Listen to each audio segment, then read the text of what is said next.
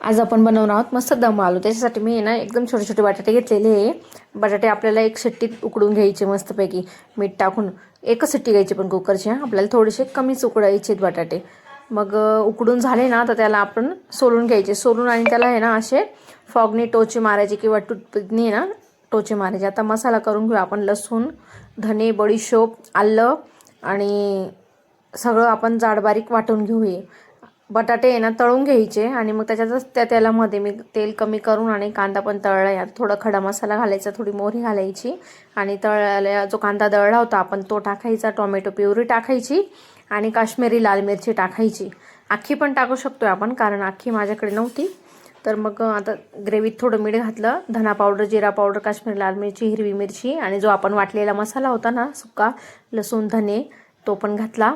आता आपण आहे ना मस्त मसाला परतून घेऊ तेल सुटेपर्यंत आणि 2-3 चमचे फ्रेश क्रीम किंवा दही कमी आंबट असं घालू शकतोय आपण याच्यामध्ये।